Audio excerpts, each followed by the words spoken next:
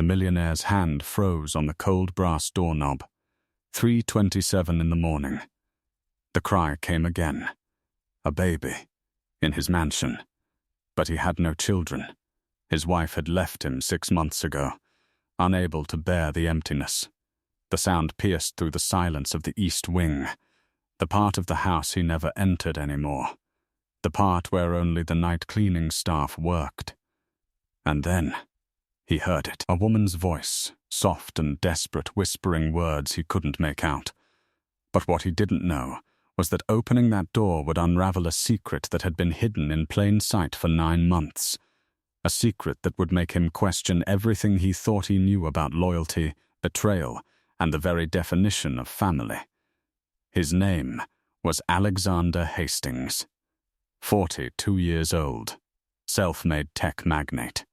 Forbes list, penthouse offices, marble floors, but none of it could fill the void his wife Catherine left when she walked out, her final words still echoing in his memory. You care more about your empire than about us, about the family we could have had. He'd thrown himself into work after that, spending 18-hour days at the office, returning to the mansion only to sleep. He barely noticed the staff anymore.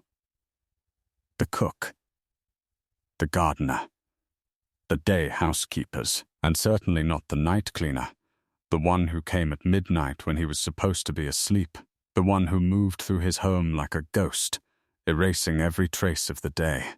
Her name was Maria Santos. 28 years old. She'd been cleaning Alexander's mansion for 11 months, always the night shift, always alone. She needed this job, desperately.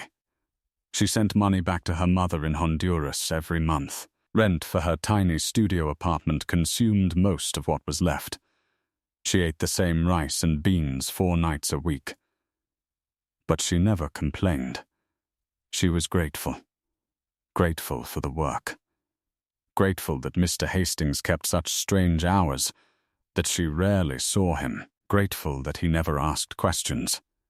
Because Maria had a secret that slept in a bassinet, hidden behind the cleaning supplies in the storage room of the East Wing.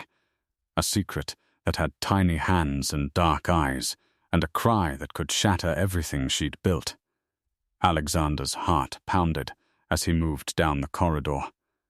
The crying had stopped. But he'd heard it.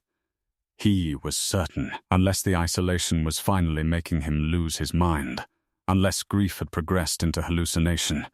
His therapist had warned him about spending so many nights alone in this massive house. But he'd ignored the advice. He ignored most advice. The door to the storage room was slightly ajar. Light spilled out. Not the harsh fluorescent of the overhead fixture, but softer, warmer. A lamp, perhaps. He approached slowly, his bare feet silent on the Persian runner.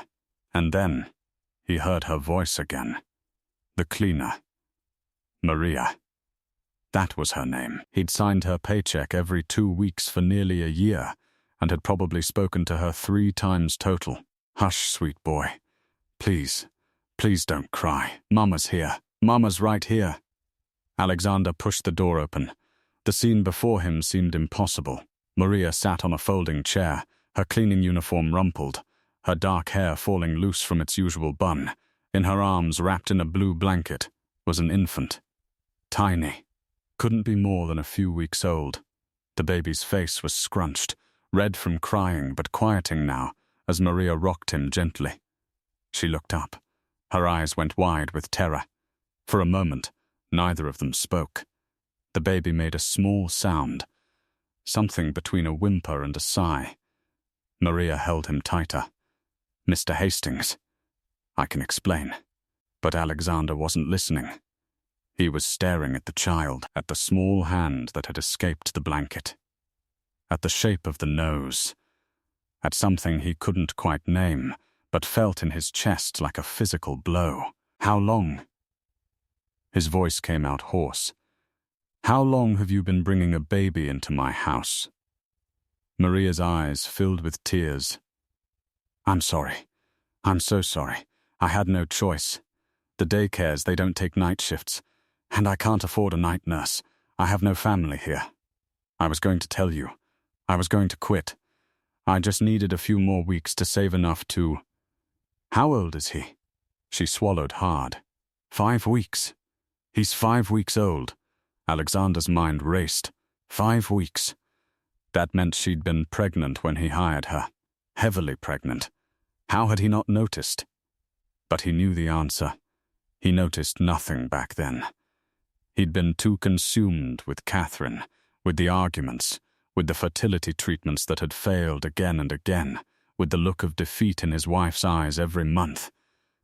You've been doing this for 5 weeks. Bringing an infant into my home. While you clean. Maria stood, still cradling the baby. I never let him interfere. I work just as hard. Harder. I finish everything on the list. I clean every room. Between tasks, I check on him, feed him. I'm fast. I'm efficient. Please, Mr. Hastings, please don't fire me. I need this job. We need this job. There was something in her voice, desperation, yes, but something else. Something that sounded like an apology for more than just bringing her child to work. Alexander took a step closer. The baby's eyes opened. Dark blue. All babies had blue eyes at first, didn't they? He wasn't sure. He'd never been around infants. What's his name? Maria hesitated. She looked down at her son. Diego. His name is Diego. Diego. Alexander repeated the name, and something shifted in the room. A strange energy he didn't understand. Where's his father? Maria's jaw tightened. Not in the picture. It's just us.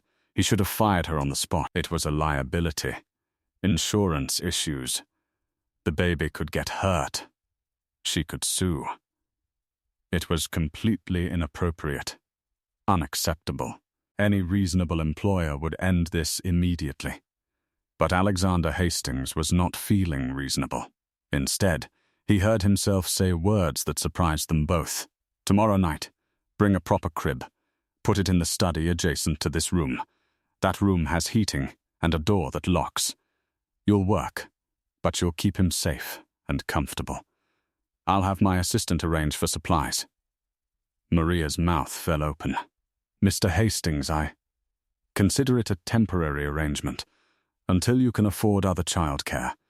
We'll deduct a small amount from your pay to cover the space and utilities. It wasn't charity. He wouldn't let it be charity.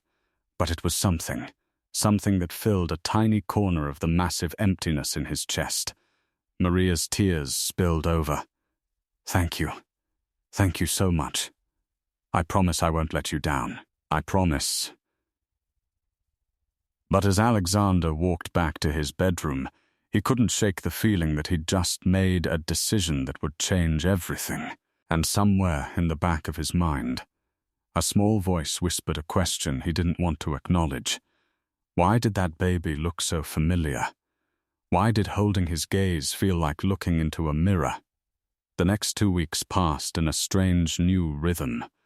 Alexander found himself staying home more often, working from his study instead of the downtown office.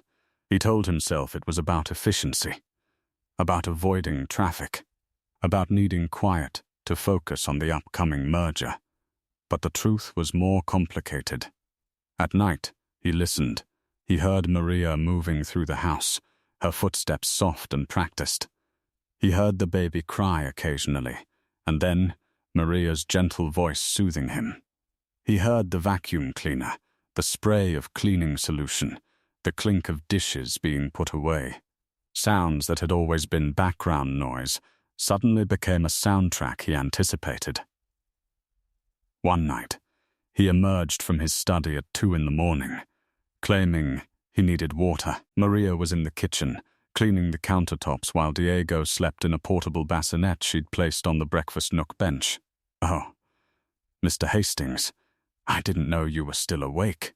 Couldn't sleep. Alexander moved to the refrigerator, pulled out a bottle of water he didn't really want. The baby stirred, but didn't wake. He's quiet tonight. Maria smiled, and he realized he'd never really seen her smile before. Fed and changed.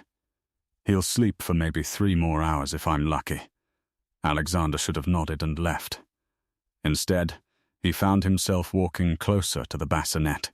Diego's face was peaceful, his tiny chest rising and falling with each breath. One small fist rested near his cheek. "May I?" Maria looked surprised but nodded. Alexander reached out and gently touched the baby's hand. Immediately, tiny fingers wrapped around his index finger. The grip was surprisingly strong. Something in Alexander's throat tightened. "They're remarkable, aren't they?" Maria said softly. "So small, but so strong. How do you do it? Work all night and take care of him? You do what you have to do. For your child, you find strength you didn't know you had." Alexander thought of Catherine, of the rounds of if, of the miscarriages, of the way she'd pulled away from him a little more after each loss, until finally, she'd pulled away entirely. He'd wanted to be a father so badly. They both had. But his body had failed them. Low sperm count, poor motility. The doctors had been blunt. Possible but unlikely without significant intervention. He pulled his hand away from Diego's grip. "I should let you work." But as he turned to leave, Maria spoke again. "Mr. Hastings? Why are you being so kind to us?"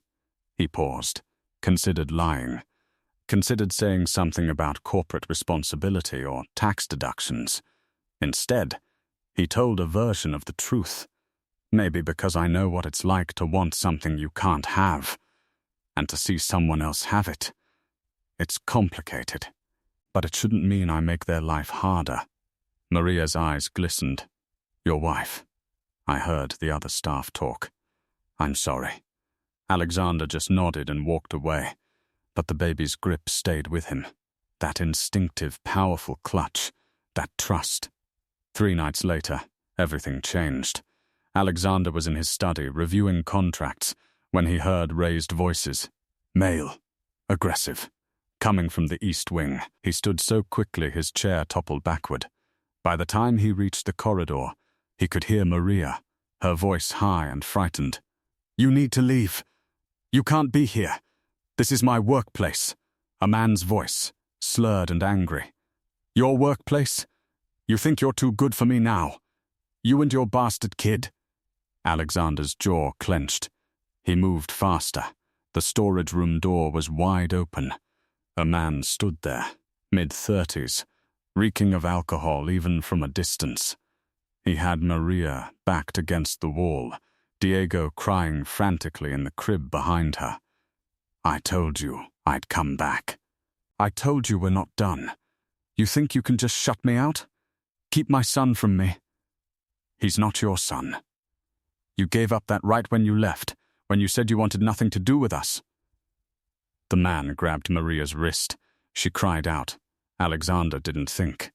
He moved. 3 long strides and he had the man by the shoulder, spinning him around and away from Maria. "Get out of my house!" Now. The man stumbled back, eyes unfocused, then narrowing as he took in Alexander's expensive pajamas, his commanding presence. "Who the hell are you? I'm the owner of this property, and you're trespassing. You have 30 seconds to leave before I call the police. This is between me and her." Alexander pulled out his phone, started dialing. The man looked at Maria, at the baby, then back at Alexander. He swore, vicious and crude, then stumbled toward the corridor. "This isn't over, Maria. You hear me? Not over." Alexander followed him all the way to the front entrance, watched him get into a beat-up sedan and weave down the driveway. Only then did he lock the door and return to the east wing. Maria had Diego in her arms, rocking him desperately, tears streaming down her face.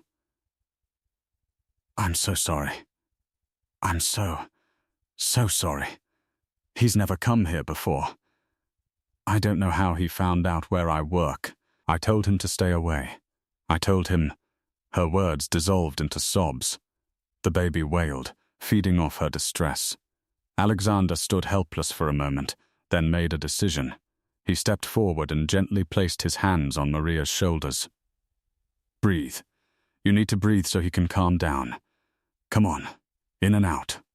Maria tried to follow his instruction, her breath hitching. That's it. Again. You're safe. He's gone. Slowly, Maria's breathing steadied. Diego's cries reduced to whimpers. Is he the father? Maria nodded miserably. We were together for 2 years. When I got pregnant, he said he wasn't ready, said he'd never wanted kids. He gave me money for an abortion. But I couldn't do it. So he left. And now he's back. He lost his job 3 months ago. Drinking more. He keeps saying Diego is his son, that he has rights, but he doesn't want to be a father. He wants control. Or money. I don't even know anymore. Alexander's mind worked quickly. Has he threatened you before tonight? Calls, texts. He showed up at my apartment twice, but never here. I swear, Mr. Hastings, I never thought he'd come here. You need a restraining order. I can't afford a lawyer. I can. Maria looked up at him, eyes red. Why? Why would you do that? It was a good question. Alexander asked himself the same thing, but as he looked at the baby in Maria's arms, at those dark eyes that had finally stopped crying, he felt that strange pull again. That sense that this was important, that these two people mattered in a way he didn't fully understand, because no one should have to live in fear, and because that child deserves safety. It was only part of the truth. But it was enough for now. The lawyer came the next day. Alexander's personal attorney, a sharp woman named Rebecca Chen who specialized in family law. She took Maria's statement, documented the incident, filed the emergency protective order. Within 48 hours, Maria's ex-boyfriend was legally prohibited from coming within 500 feet of her or Diego. But something had shifted in the house. Alexander found himself thinking about Maria and Diego constantly. During board meetings, during conference calls, during the long stretches of the day when he tried to work and found his mind wandering to the East Wing, wondering if the baby was sleeping, if Maria was managing, if they needed anything. He started leaving things in the study where Diego slept, a better blanket, a mobile for the crib, a white noise machine, small things, anonymous things. He didn't want credit. He wanted, what, to fix something? To prove he could provide for a child even if it wasn't his own? His assistant, Jennifer, noticed the changes, the unusual purchases, the requests for information about childcare facilities and pediatricians. Sir, is there something you need to tell me? She asked one afternoon, her eyebrow raised. No, just helping an employee with a complicated situation. An employee who has a baby. Yes, and you're suddenly very invested in this baby's welfare. Alexander bristled. I'm being a responsible employer. Jennifer gave him a look that said she didn't believe a word of it. Just be careful, Mr. Hastings. I know you're lonely. I know you're hurting from the divorce. But getting attached to someone else's child... She didn't finish the sentence. She didn't need to, but late that night, when Alexander heard Diego crying and ventured out to check, he found Maria asleep in the chair. Exhausted. The baby fussing in her arms, without thinking. Alexander gently lifted Diego from her embrace. The baby was warm and solid, heavier than he expected. He cradled him awkwardly at first, then found a rhythm, swaying slightly. Hey, little guy, let's let your mama sleep, okay? Diego's crying subsided. His eyes opened, unfocused, searching.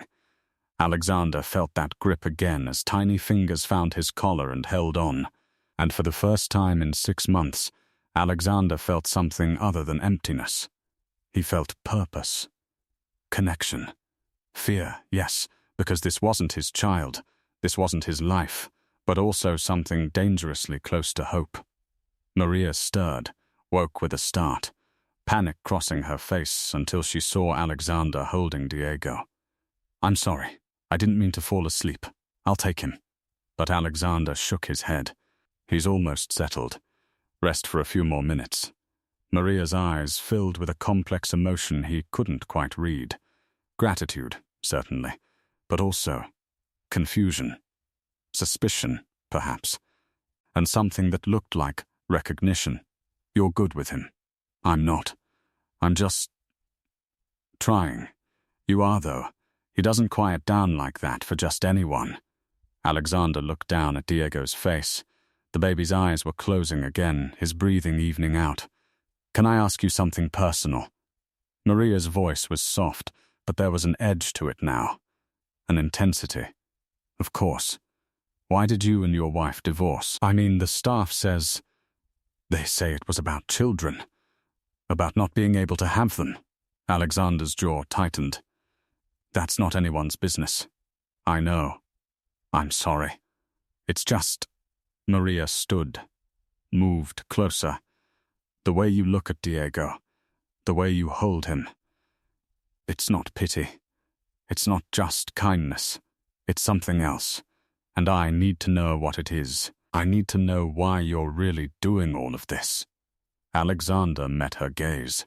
The truth sat heavy on his tongue, because holding him feels like holding a future I was told I couldn't have.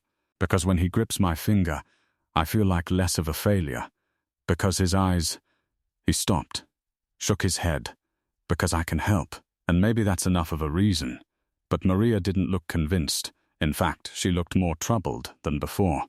"Mr. Hastings, can I ask you something else? Something that's been bothering me?"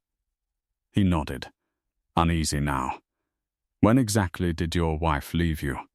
What month? Why does that matter? Please, just tell me." "March. Mid-March. She filed papers at the end of the month." Maria's face had gone pale. "And before that? The months before? Were you trying?" "The fertility treatments, yes. We'd been trying for 3 years. Treatments for the last 2. Alexander's voice hardened. "Why are you asking me this?" Maria took a shaky breath. "Because Diego was born 5 weeks ago, which means I got pregnant in early March. Late February, more precisely. I'm aware of how pregnancy timelines work, and my ex-boyfriend, the man who showed up here, we broke up in January. Late January. He moved out. I didn't see him again until I was already showing, and it was too late to hide it." Alexander's heart started to pound. "Maria, what are you saying?" "I'm saying the timeline doesn't add up. I'm saying I thought for months that Diego was his, that there must have been one last time that I didn't remember clearly. But we didn't. I've gone over and over it in my mind. We didn't." "Then who?" Maria looked away. "There was one night in early March when I was cleaning here. You were home. You were drunk. You'd been drinking in your study for hours. I heard something break and I went to check on you. No, you were devastated. Crying. You'd just gotten another failed test result. Your wife had left that morning. You could barely stand. I don't remember that night. I know. You don't. I helped you to your bedroom. You kept apologizing. Kept saying you'd failed her. Failed everyone. You grabbed my hand. You looked at me like I was her. Like I was Catherine. And then... No. It happened, Mr. Hastings. I'm not proud of it. I should have left. I should have called someone else to help you. But you were so broken. And I was lonely. I was hurt. My ex had just destroyed me, and for one night I let myself pretend that someone saw me, that someone needed me. You're lying. This is some kind of scam, some way to get money out of me. But even as he said it, Alexander's mind was racing. That night, early March, he remembered waking up with the worst hangover of his life. Remembered fragments, A woman's voice. Soft hands. The scent of vanilla and lemon cleaning solution. He'd assumed it was a dream. A grief-induced hallucination. I'm not lying. And I don't want your money. I never wanted anything from you. That's why I took the night shift. That's why I stayed invisible. I didn't want you to see me and remember. I didn't want complications. Then why are you telling me now? Because you're falling in love with him. Maria's voice broke. Because every night I watch you look at Diego and I see it. You're bonding with him. And you deserve to know why. You deserve to know that maybe he's not just some random baby you're being kind to. Alexander's hands were shaking. He looked down at Diego, asleep in his arms. At the shape of his nose, the set of his eyes, the way his hair grew in a slight cowlick on the left side, just like Alexander's own. No, this isn't possible. The doctors said unlikely, not impossible. I want a paternity test. Okay, tomorrow. Okay, and if you're wrong, if this is some elaborate con, I'll have you arrested for fraud. Maria's eyes hardened. And if I'm right? What then? Alexander had no answer. He gently placed Diego back in his crib and walked out without another word. But that night, he didn't sleep. He lay in his bed, staring at the ceiling, his mind a chaos of memories and possibilities. One night. One drunken, grief-soaked night that he couldn't even remember. Could it be true? Could this child, this baby he'd been helping out of some misguided sense of charity, actually be his? The implications were staggering. Diego would be his son, his biological child, the thing he'd wanted more than anything, but conceived in the worst possible way, with a woman he barely knew, a woman he employed. The power dynamics alone were horrifying. If Maria had been sober and he'd been drunk, then, legally, ethically, he felt sick. But underneath the nausea was something else, something that terrified him even more. Hope. Desperate, irrational hope. The paternity test was scheduled for the next afternoon. Alexander used every connection he had to expedite the results. 48 hours, they promised. The fastest turnaround possible. Those 48 hours were the longest of Alexander's life. He couldn't work, couldn't think. He avoided the mansion entirely, staying in his downtown penthouse, pacing like a caged animal. Rebecca, his lawyer, called. Alexander, Maria told me what happened, what she told you. And? If it's true, this is complicated, very complicated. The fact that you were intoxicated raises questions of consent. If she was sober and you weren't, I know, I've thought of nothing else. If the test comes back positive, we need to handle this very carefully. Legally and ethically. There are procedures, counselors who specialize in this kind of situation. And if it's negative, if she's lying, then we pursue fraud charges and you cut all ties. There was a pause. But Alexander? Do you want it to be negative? He didn't answer, couldn't answer. The results came back on a Thursday afternoon. Alexander was alone in his office when the email arrived. He stared at the subject line for a full minute before opening it. Probability of paternity, 99.997%. The words blurred. He read them again. And again. Diego was his son. His son. The child he'd been mourning the loss of for years. The child Catherine had left him over. The child he'd been told he'd never have naturally. That child existed. Had existed for 5 weeks. Had been sleeping in his house. Had gripped his finger. Had looked at him with eyes that were a genetic copy of his own. Alexander made it to the private bathroom attached to his office before he vomited. Then, he sat on the cold tile floor and cried. Great, shuddering sobs that came from a place so deep he didn't know it existed. An hour later, he was driving back to the mansion, gripping the steering wheel so tight his knuckles were white. Maria was in the kitchen when he arrived, preparing a bottle for Diego. She looked up as he entered, her face carefully neutral. You got the results. It wasn't a question. Why didn't you tell me sooner? Why did you wait? Maria set down the bottle. Because I wasn't sure. Because the timeline was so close. Because I thought maybe I was crazy, seeing resemblances that weren't there. Because I wanted someone to share this with. And because I was ashamed.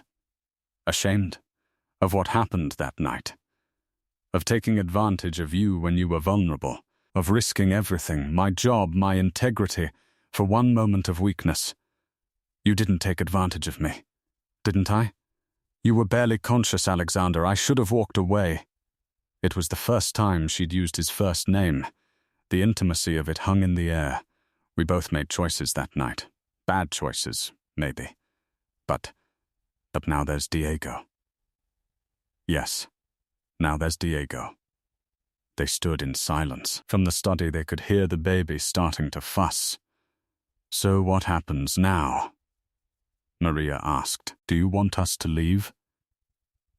Do you want to set up some kind of custody arrangement? Child support? I'll cooperate with whatever you think is right. Alexander shook his head slowly. I don't know what's right. I don't know anything anymore. But I know I can't lose him. I just found out I have a son and I can't lose him. You won't. I would never keep him from you, but you were planning to. You were going to stay invisible. Keep him secret. To protect us both. To protect him most of all. Maria's voice wavered. I've seen what custody battles do. What wealthy men with lawyers can do when they decide they want something. I was terrified you'd remember that night. Terrified you'd take him from me. I would never. How could I know that? How could I trust that? Fair point. Alexander ran a hand through his hair. We need help. Professional help.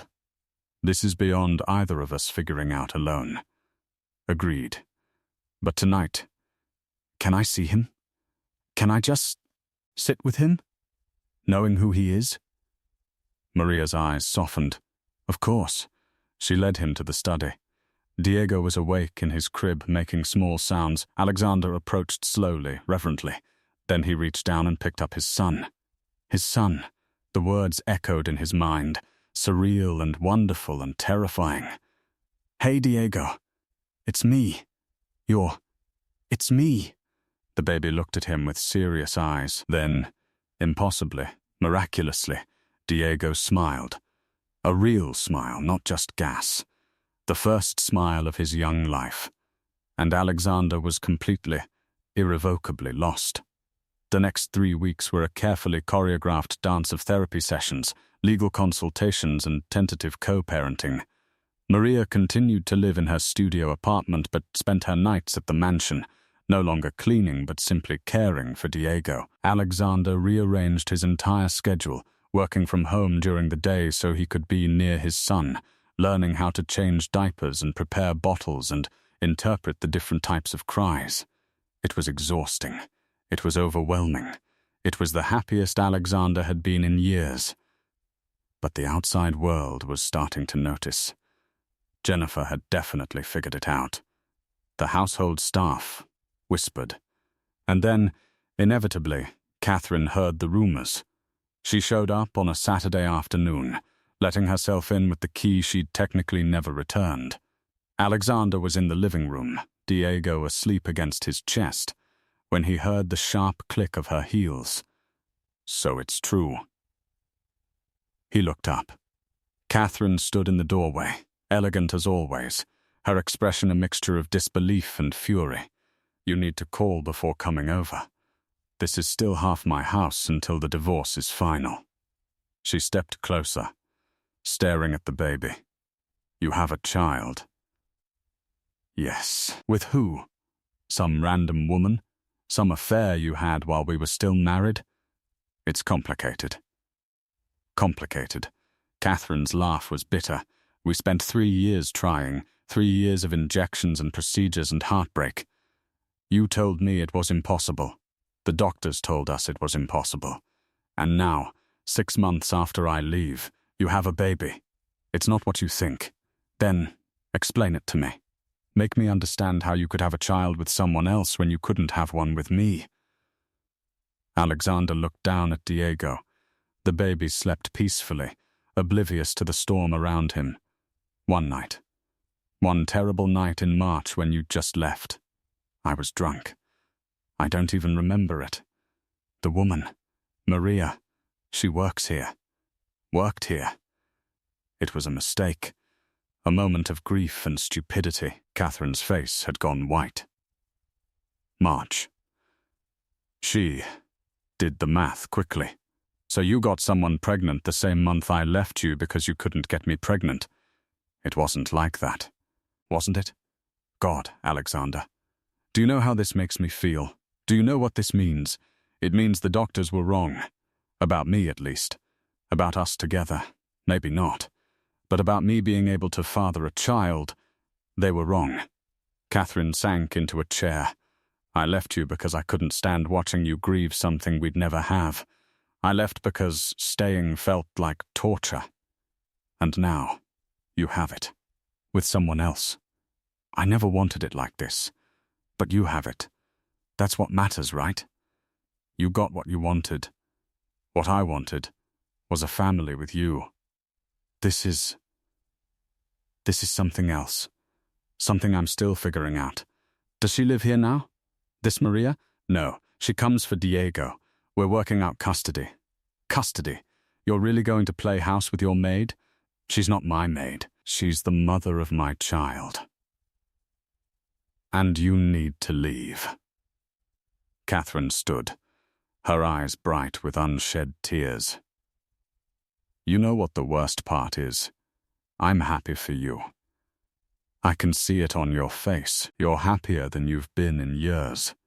And I hate that it's not with me. I hate that I wasn't enough. Catherine. But she was already walking away, her heels echoing through the foyer, the front door slamming behind her. Diego woke, startled by the sound, and started to cry. Alexander rocked him gently, murmuring reassurances, feeling the weight of everything that had been broken and everything that was being built. That night he told Maria about Catherine's visit. She thinks I betrayed her. In a way, I did. You didn't know. Neither of us knew. Doesn't make it less painful for her. Alexander sighed. Or less complicated for us. Maria was quiet for a long moment. Then she said, "Do you still love her?" Honestly, I don't know. I love who we were. I grieve what we lost. But I don't think I'm in love with her anymore. I think I let go when she walked out. And what do you feel for me? It was the question they'd been dancing around for weeks.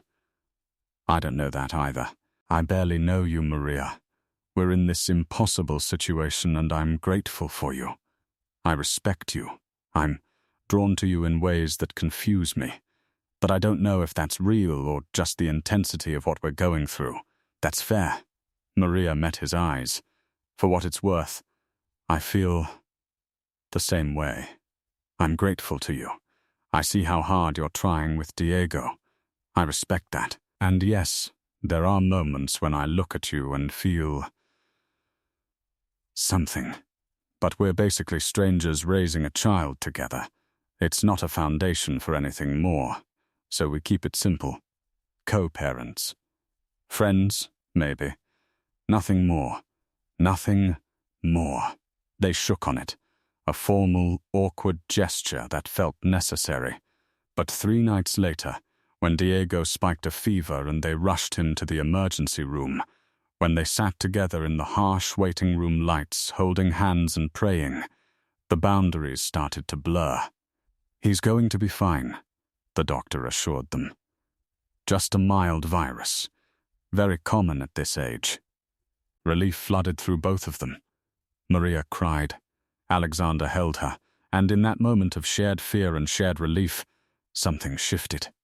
On the drive home, Diego asleep in his car seat, Maria said quietly, "I'm terrified of losing him.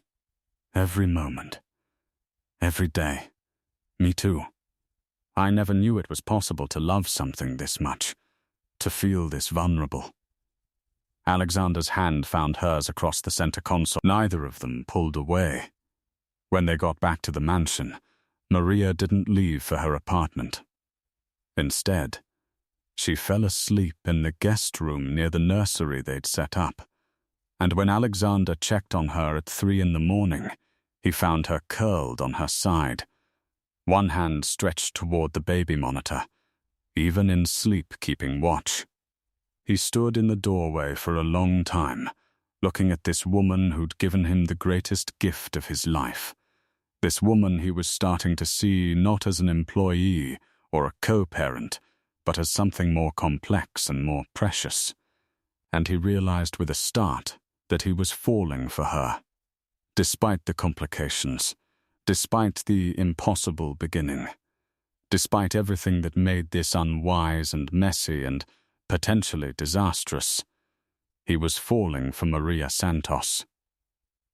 But he said nothing. Not yet. There was too much at stake. Diego had to come first.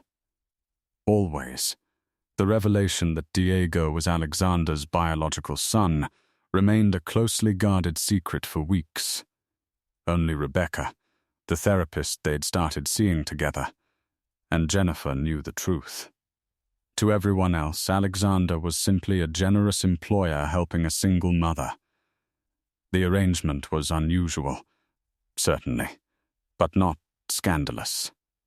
Until Marcus Webb got involved. Marcus was Alexander's former business partner, a man who'd tried to buy Alexander out 3 years prior and been refused. They'd parted on bitter terms, a rivalry that simmered but never quite boiled over. Marcus had connections everywhere, including, apparently, in Alexander's household staff. The call came on a Tuesday evening. Alexander's private cell, a number he didn't recognize. "Alexander Hastings?" The voice was smooth, vaguely amused. "Who is this?" "Marcus Webb." "It's been a while." Alexander's jaw clenched. "What do you want, Marcus?" "I want to discuss a fascinating piece of information that came my way, about you and a certain cleaning woman, and a baby." Alexander's blood went cold. "I don't know what you're talking about." "Come on, Alexander. I have sources. I know Maria Santos has been living in your house. I know she has a newborn. I know you've been playing daddy. And I'm guessing, given the timeline and your sudden devotion, that the kid is yours. That's none of your business." "Oh, but it is. You see, there's a board vote coming up next month. A vote about whether to approve the expansion you've been pushing. A vote where you need every member on your side. And I'm thinking the board might be interested to know about your little situation, might be concerned about your judgment, your liability, your fitness to lead. You're blackmailing me. I'm offering you a deal. Sell me your 20% stake in the company at a fair price, step down from the CEO position, and I keep quiet. No scandal, no messy revelations. You get to keep your house and your child and your reputation. And if I refuse, then I make sure everyone knows. The press. Your investors. Your ex-wife's lawyers. Everyone. Marcus, listen to me carefully. That child is mine. I'm not ashamed of him. And I'm not selling my company to you. You will be ashamed when I'm done. When the headlines are about tech mogul impregnating the help. When the questions come about consent and power dynamics. When people start wondering what really happened. Your choice, Alexander. Business or baby. You can't have both. The line went dead. Alexander sat motionless for a long moment. Then he called Rebecca. "We have a problem." The next 48 hours were a strategic scramble. Rebecca advised getting ahead of the story, controlling the narrative, but that meant going public. That meant exposing Maria and Diego to scrutiny they hadn't asked for. "I can't make this decision alone," Alexander said to Maria that night. "This affects you most of all. If we go public, your life changes. People will judge. They'll speculate. It could be brutal. Maria held Diego close. And if we don't, if you give Marcus what he wants, then I lose my company, the thing I built from nothing, and Marcus wins. So it's your company or our privacy. I'm not framing it that way. I'm saying I won't make this choice without you. Maria was quiet for a long time, her fingers absently stroking Diego's soft hair. Then she said, "Tell the truth. All of it." "Maria, no. Listen, you're ashamed of what happened between us. I can see it.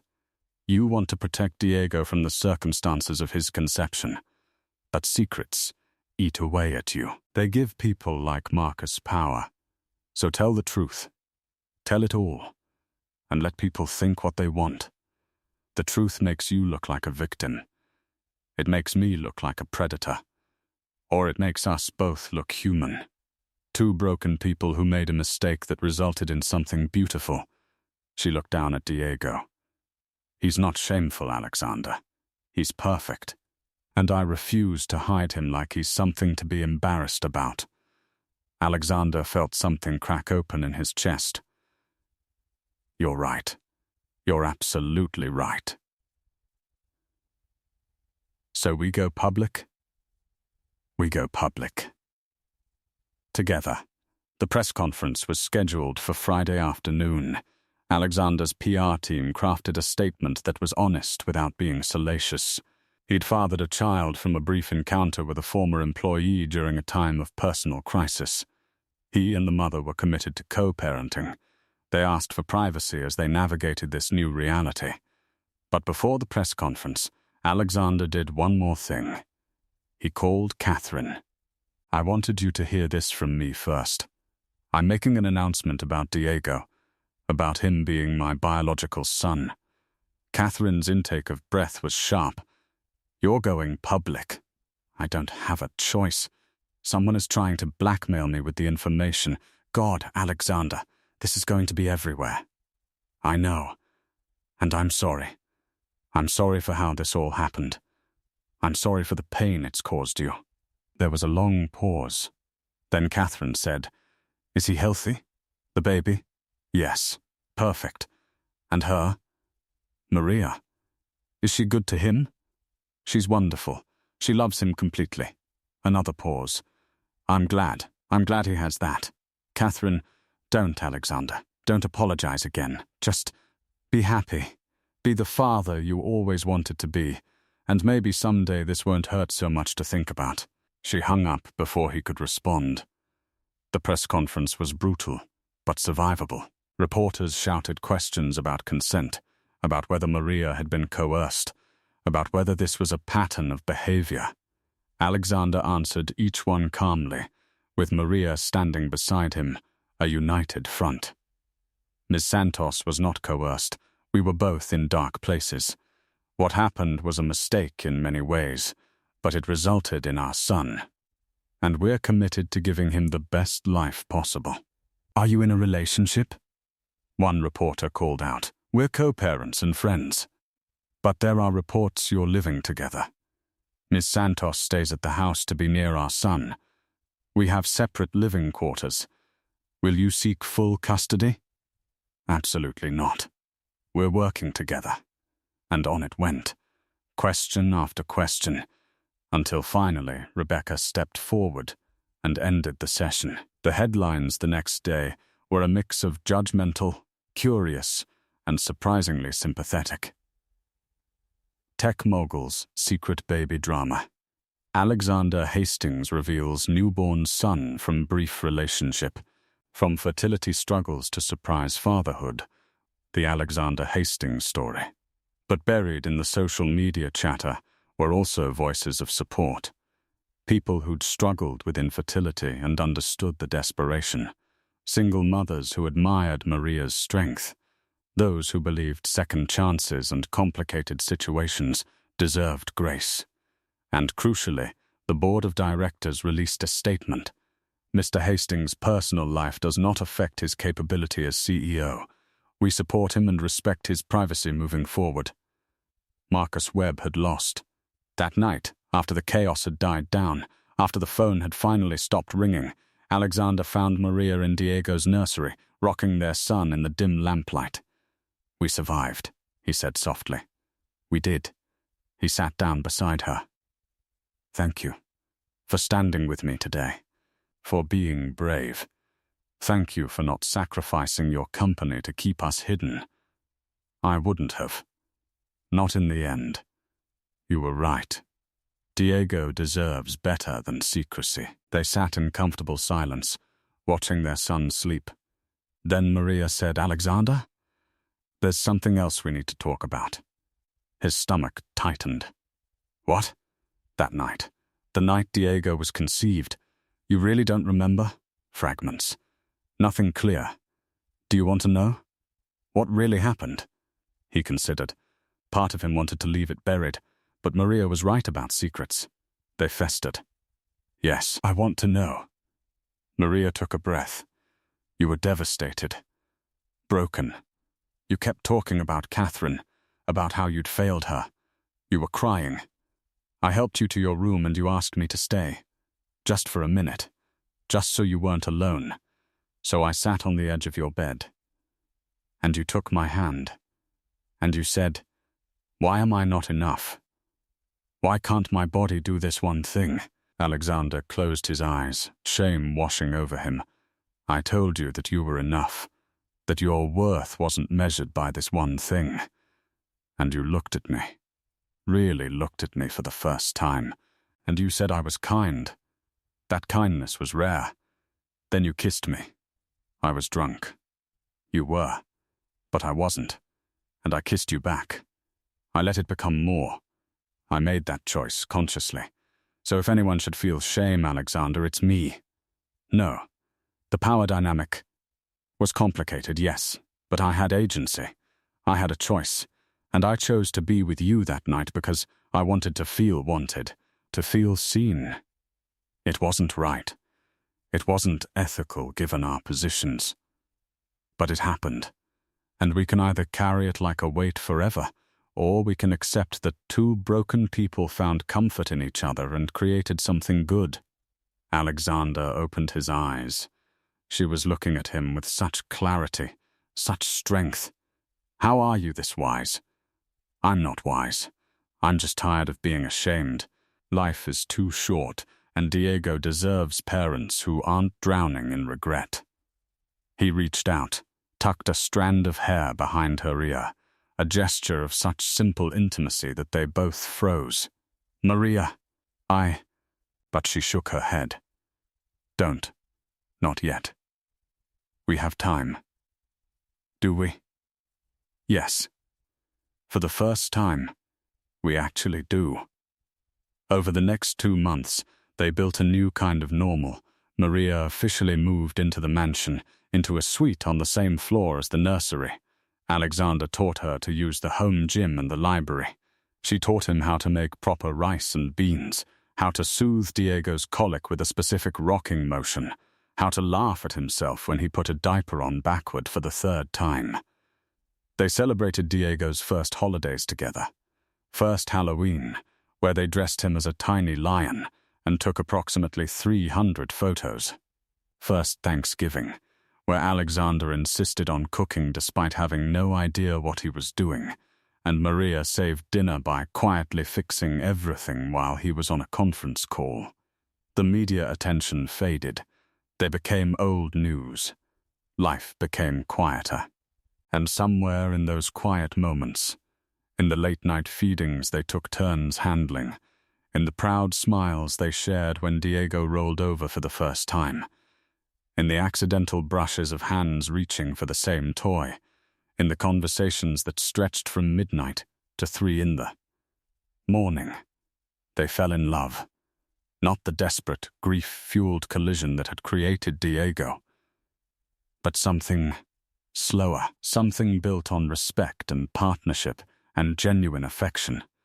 It was Alexander who said it first, on a random Tuesday evening when nothing particularly special was happening. Diego was asleep. They were loading the dishwasher together, a domestic scene so normal it was almost surreal. "I'm in love with you." Maria's hand froze on the plate she was holding. What? I'm in love with you. I've been in love with you for weeks, maybe months. I didn't want to say anything because I didn't want to pressure you or make things awkward, but I can't keep it in anymore. I love you, Maria. Not just as Diego's mother, not just as my friend, as you. Maria set down the plate carefully, then she turned to face him, her dark eyes searching his. Are you sure? Really sure? Because this isn't just about us. If we do this and it doesn't work, Diego is caught in the middle. I'm sure. I've never been more sure of anything. Even when you married Catherine? Even then, because this isn't built on fantasies or expectations. It's built on reality. On knowing each other's worst moments and choosing to stay anyway. Maria's eyes filled with tears. I love you too. I've been terrified to admit it, but I do. I love you. He kissed her then. Not like that night nearly a year ago. Not desperate or grief-stricken or drunk, but tender, deliberate, full of promise. When they pulled apart, Maria laughed, giddy and disbelieving. This is crazy. We're crazy. Completely. But does it have to make sense? No. Maybe the best things don't. They were married 6 months later in a small ceremony in the mansion's garden. Diego, now 8 months old and crawling everywhere, served as the world's youngest best man, held by Rebecca during the vows. Jennifer cried. Even Catherine sent a card, a simple message that read, "Be happy. You deserve it." And they were happy. Not in the fairy tale way, not without challenges. Co-parenting turned into parenting, and parenting was exhausting. The business still demanded Alexander's time. Maria struggled with the sudden wealth, with going from cleaning houses to living in a mansion, with the social circles Alexander moved in. They argued. They disagreed. They went to couples counseling to navigate the rough patches. But every night, they checked on Diego together, watched him sleep, marveled at the miracle of him. 3 years later, Maria got pregnant again. This time it was planned. Celebrated, and when their daughter, Isabella, was born, Diego held her with the careful reverence of a big brother who already understood how precious new life was. Alexander's company thrived. Marcus Webb eventually faded into irrelevance, his blackmail attempt having backfired spectacularly when the public sided with Alexander's honesty over Marcus's manipulation. And on quiet evenings when both kids were asleep and the house was finally still, Alexander and Maria would sit together and marvel at the strange, beautiful path that had brought them here. "Do you ever regret it?" Maria asked one night. "How we started," Alexander considered. "Regret the circumstances? Yes. Regret that we were both in such dark places? Yes. But regret Diego? Regret us? Never. Even though it was messy and complicated and started in the worst possible way. Especially because of that. Because it taught me that life doesn't follow the script we write, that the most important things often come from the moments we least expect, that mistakes can become miracles." Maria rested her head on his shoulder. "I used to think I wasn't good enough for you, that you were doing charity by loving me. And now? Now I know we saved each other. You gave me security and a home. I gave you purpose and family. We're even." Alexander kissed the top of her head. "We're more than even. We're exactly what we needed to become." Years later, when Diego was old enough to ask questions, they told him the truth. An age-appropriate version, but the truth nonetheless.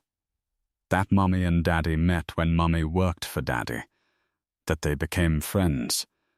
That they had a complicated beginning, but that he was always wanted. Always loved. Diego listened carefully, his serious dark eyes so much like Alexander's, his compassion so much like Maria's. "So I was a surprise?" "The best surprise," Alexander confirmed. But surprises can be good even if they're unexpected. The very best things often are. Diego seemed satisfied with that. He went back to his coloring, content in the knowledge that his family, however it had formed, was solid, real, his. And in the end, that was all that mattered. Not how they began, but what they built. Not the secret that brought them together, but the love that kept them whole. The mansion that had once echoed with Alexander's loneliness now rang with children's laughter. The east wing that had hidden secrets was now a playroom filled with light. And the man who'd thought he'd lost his chance at family discovered that family doesn't always look the way you planned. Sometimes it's messy. Sometimes it's born from mistakes and midnight cries and impossible circumstances. But sometimes those messy, impossible beginnings lead to something more beautiful than you ever imagined. Something worth every complication, every struggle, every moment of doubt. Sometimes they lead to home. Alexander Hastings learned that lesson the night he heard his baby cry at midnight and discovered the cleaner hiding a secret that became his salvation, a secret that became his son, a secret that became his entire world, and he would never, for a single moment, take it for granted.